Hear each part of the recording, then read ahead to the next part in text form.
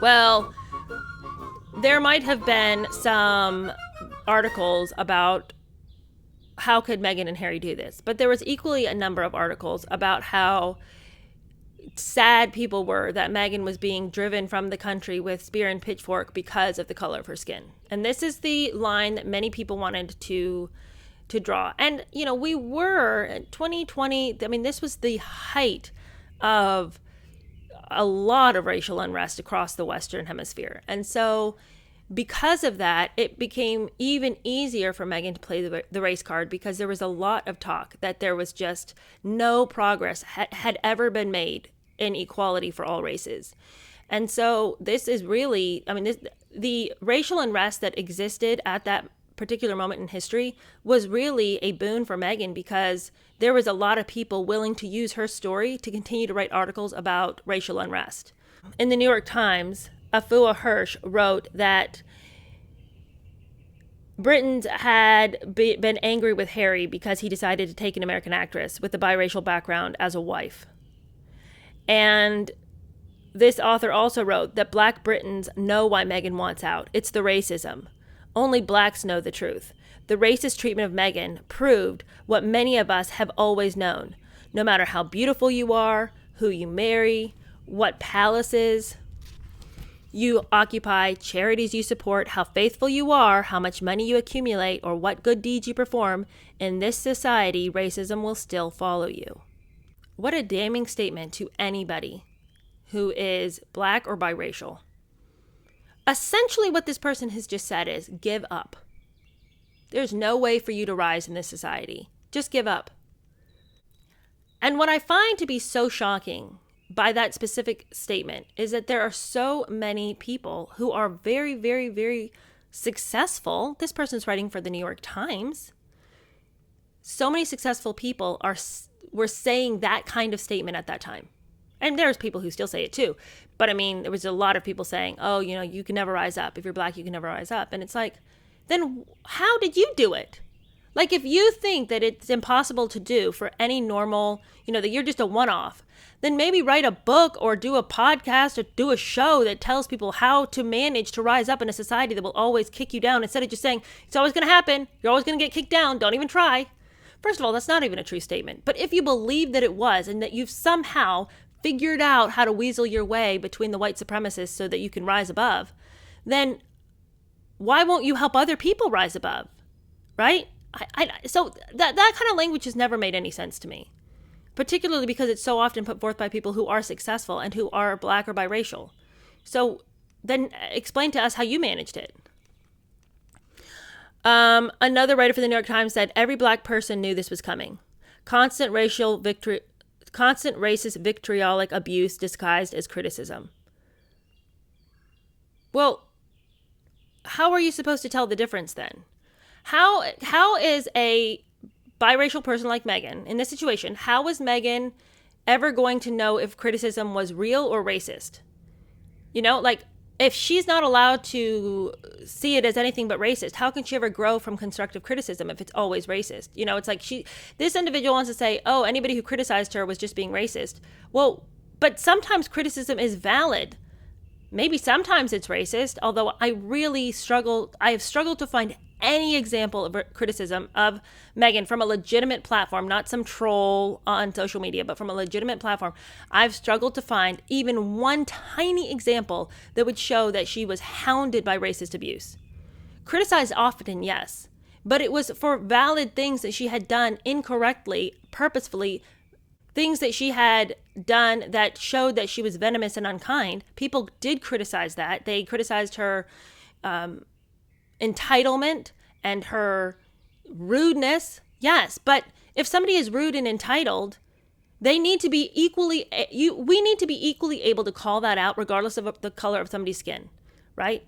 And so I think that it's very problematic to say somebody who is Black or biracial, you can't criticize them because people are going to think it's racist. Well, then how is that person supposed to grow? That's unfair to them, right? To say, oh, always just leave it alone because it's going to look, you know, if a white person says something to a Black person or biracial person, it's going to look like your racism. So you just can't say anything to them. Well, then I don't love them because I'm not asking them to be a better version of themselves, right? Anyway, that's a tangent, but that kind of stupidity bothers me. Delighted by the royal family's struggle to prove their own relevance, the Oprah magazine went even further. As a mixed-race divorcee who wore dark nail polish, asserted the publication, Meghan had not been made to feel welcome in the United Kingdom. People magazine quoted a friend of Meghan, and this friend said, "There's so much bad blood in that family, it's toxic. Meghan and Harry's hand was forced." Meghan, reported the magazine, complained about her outside status as a biracial American. Neither she nor Harry got enough comfort or solace from the royals. These people are grown adults. Do you need the Queen to keep coming back to you, hugging you and patting your back and asking if you need a cup of warm milk? I mean, what is wrong with these people? Why can't they just be their own comfort? Why can't they just be grown-ups? Why do you always need people to come around you and cheer you on and, tell you can do it? You're a grown-up now. And quite frankly, you weren't doing it. You weren't doing anything that anybody could have said, well done, good and faithful. You weren't doing any work. You were just looking to party and have a good time and go to your polo matches and, go see Serena Williams play every time she came around. But you never cared at all about doing the stuff that was boring and unfun. None of the American media acknowledged that racism was a bigger problem in their country than Britain, or named a person or incident to illustrate the racist abuse suffered by Meghan in Britain.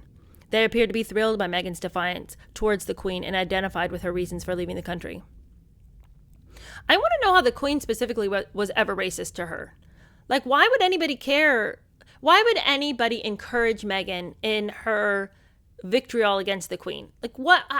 How has the Queen ever been a bother to her? The Queen has been nothing but kind to her, time and time again, has extended more than she should have to Meghan and Harry.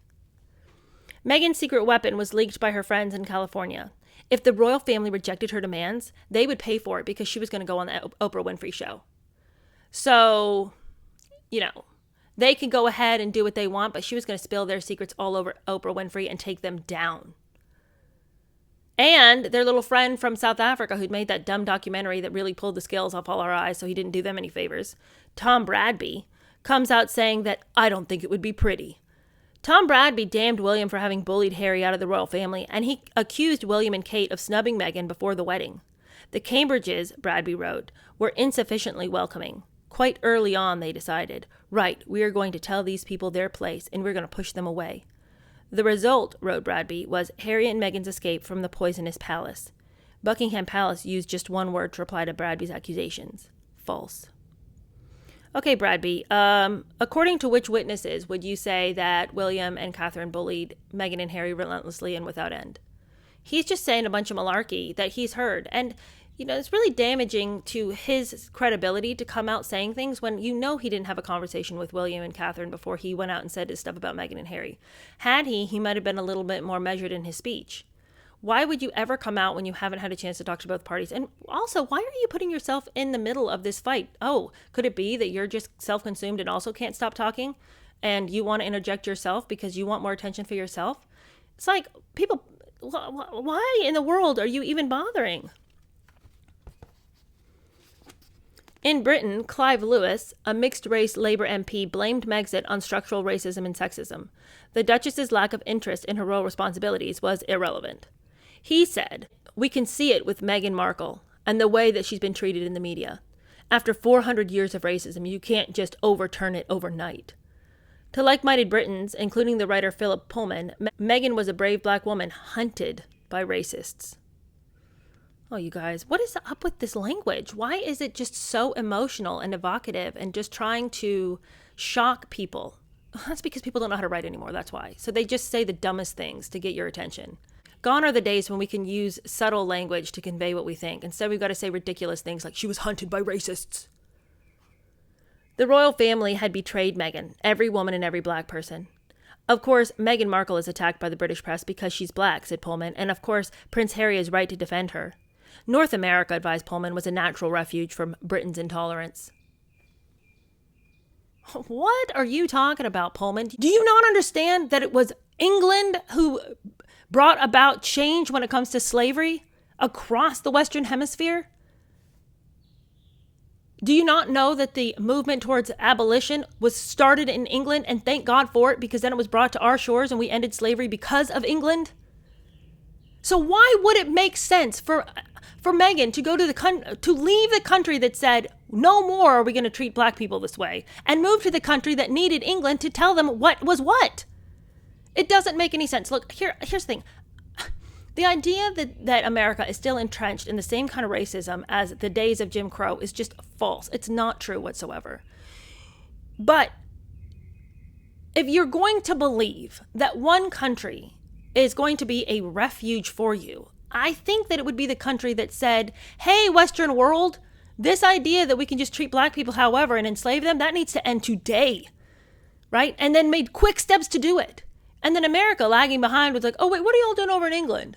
Oh, well, actually, you know what? That you guys are making some good sense. That really doesn't make sense for us to enslave our black brethren.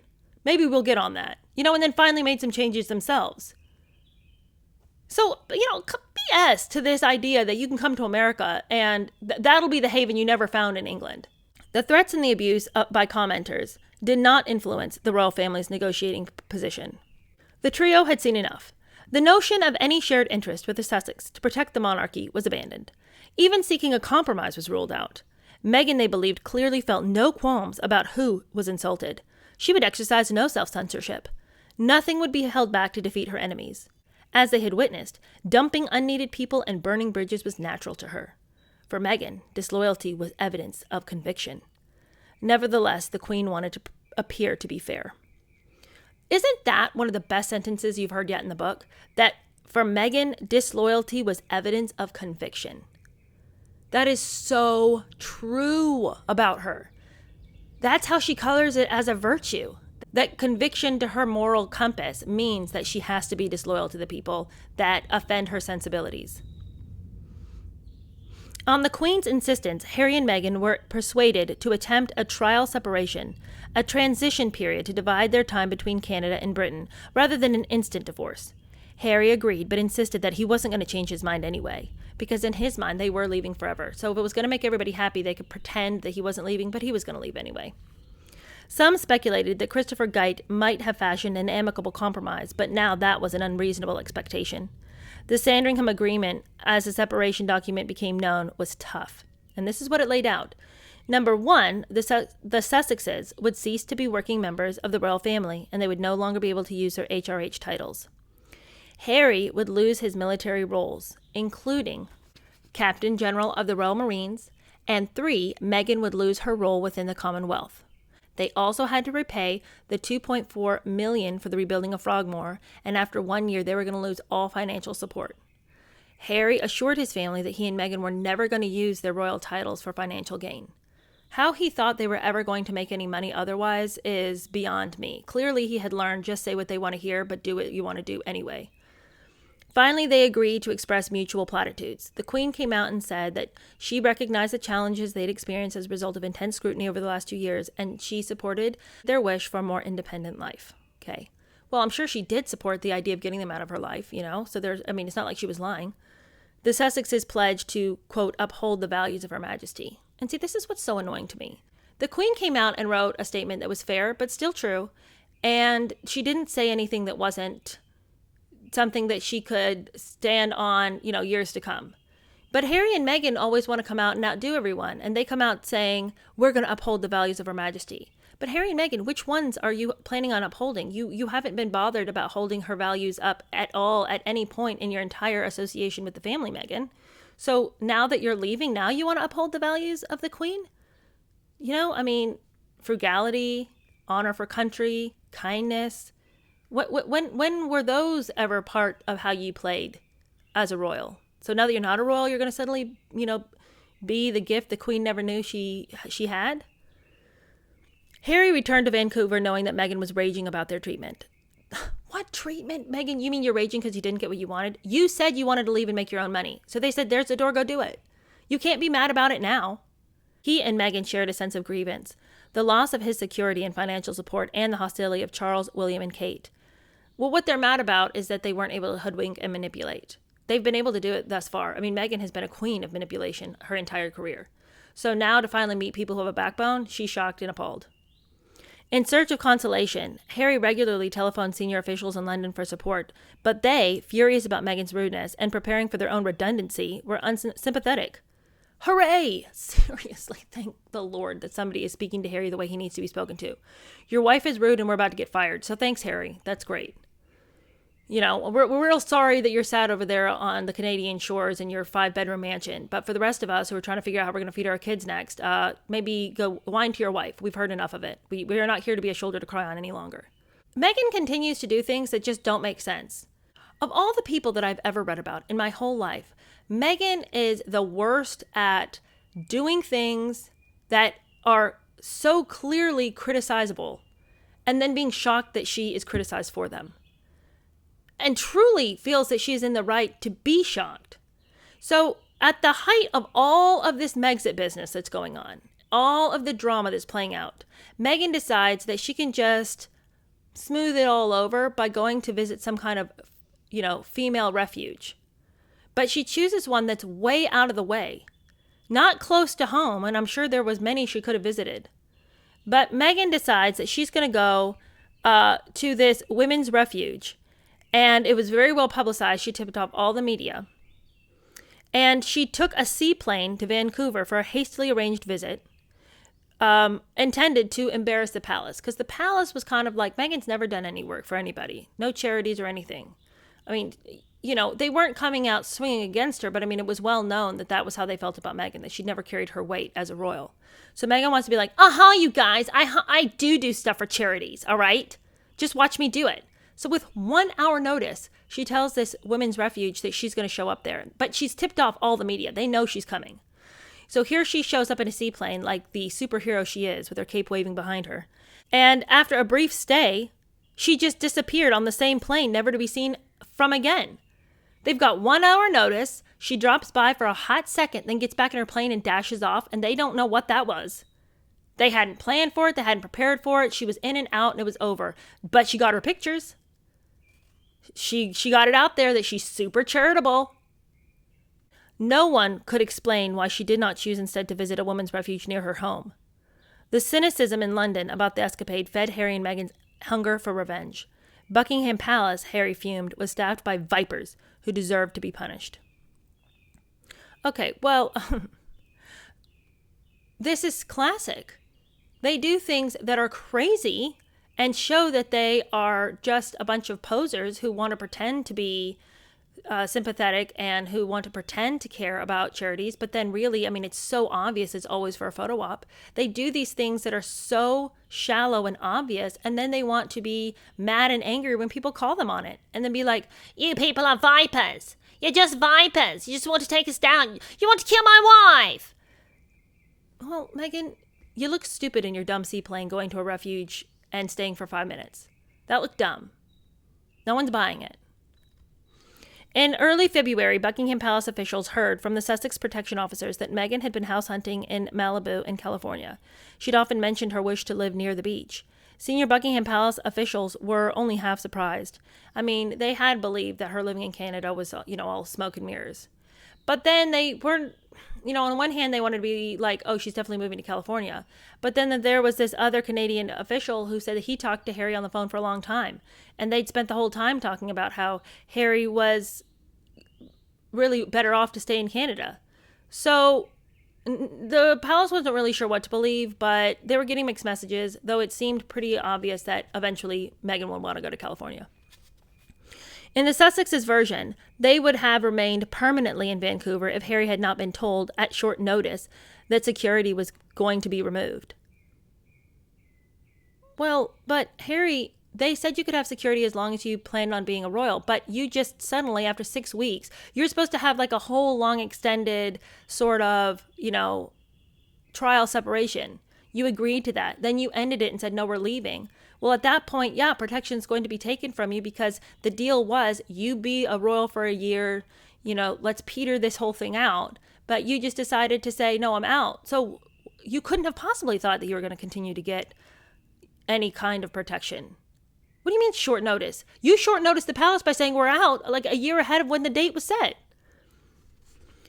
Their remote home had been identified and he concluded it was not safe.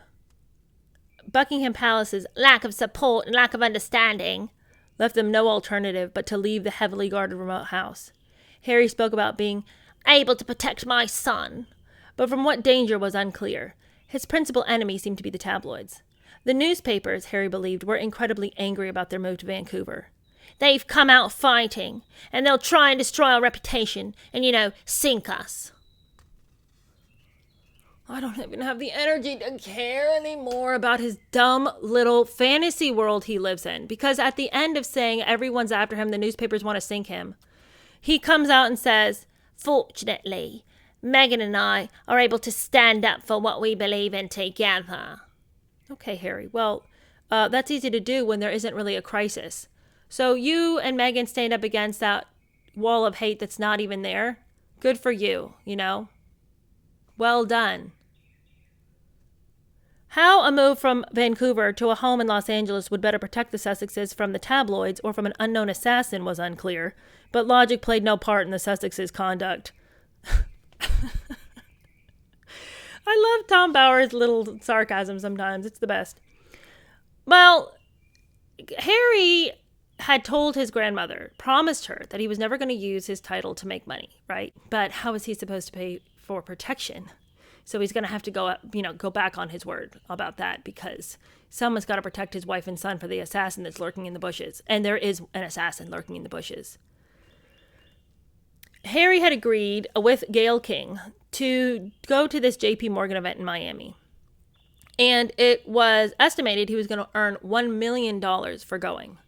Well, the whole point was he was going to sit there and expose all of his emotional wounds and traumas to Gayle King.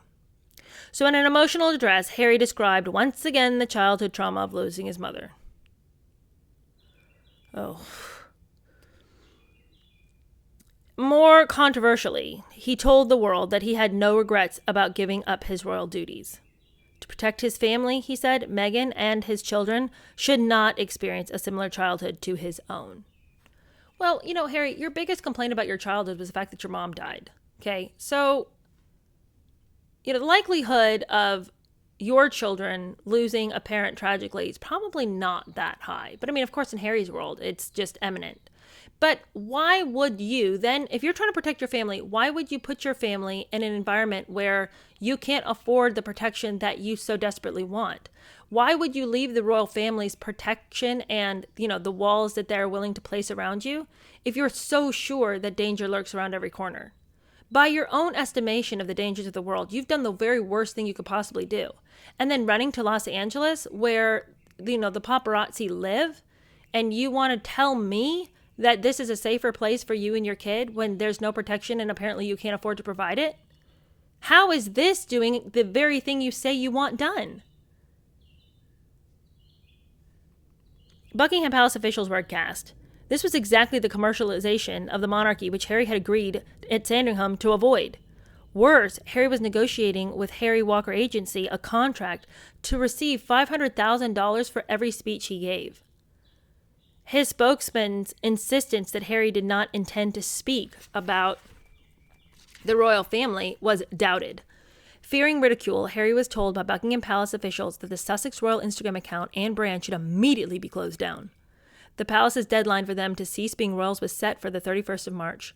Just 6 weeks after saying they were stepping back as senior royals, the Sussexes announced that they were stepping down. The Canadian government immediately withdrew funding for their protection.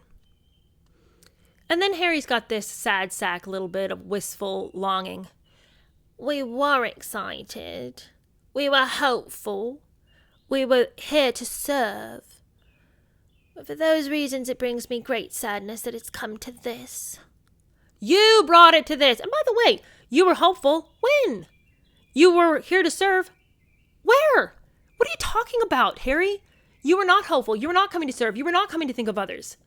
All you've done this entire time is think about me, me, me, me, me. Don't even come at us with, we were hopeful, we wanted to serve, we wanted to do what was right for Britain. You wanted to do what was right for your bank account. To maintain their lifestyle, some calculated that they would need an annual income of $10 million. The Sussexes' spokesperson denied they had any plans to be interviewed by Oprah Winfrey. But in a long statement drafted by their lawyers and publicists about losing their royal HRH title, the couple took a swipe at the Queen. The Queen, the Sussexes declared, had no jurisdiction overseas about the word royal. If they chose to use the word, the monarch and the government were powerless. So, You can't tell us what to do, okay? We can do whatever we want in America. After all, they emphasized, Harry was sixth in line to the throne and an HRH by birth. The preference of the Duke and Duchess of Sussex was to continue to represent and support Her Majesty the Queen, albeit in a more limited capacity, while not drawing on the sovereign grant. Their simmering resentment against William, Kate, and other royals was not concealed. The Cambridges were, after all, allowed to operate Royal Foundation, while Andrew's two daughters, Beatrice and Eugenie, were also employed in a fairly modest way in the art world. So, their whole complaint is, if other people can be employed, how come we can't? But other people aren't being employed by using their royal titles as ways to line their pocket. William is not out giving talks for $500,000 a pop. Kate is not out there making koozies and T-shirts and bandanas with her face on it and selling it around the world, so she can line her bank account. That's the difference. If somebody wants to work for a living, no one says you can't work for a living. Isn't Princess Anne's son like a furniture maker or something? It's like, no one says you can't have gainful employment. What they're saying is you can't use the monarchy to make money. There's a big difference between having a legitimate job and monetizing something that isn't your right to monetize. Meghan was not defeated. She told her advisors to find a director in Los Angeles for their new charity Archwell. Her frantic pace could not be hidden from senior officials in Buckingham Palace. In their opinion, the Sussexes' new jigsaw was nearly complete. The public and the media were still uncertain of the Sussexes' plans as they arrived in London for a final farewell. And the next time we come together, we are going to read about that farewell when they come. And you guys remember the famous picture of them prancing through the rain with their umbrella. She's in her blue dress. They're both grinning at each other like they've just, managed something that is going to jettison them into the greatest heights and billionaire status. I mean, they look so proud of themselves in that picture. Well, pan over to literally 3 years later, everything's burning down around them. That lasted all of about 6 months.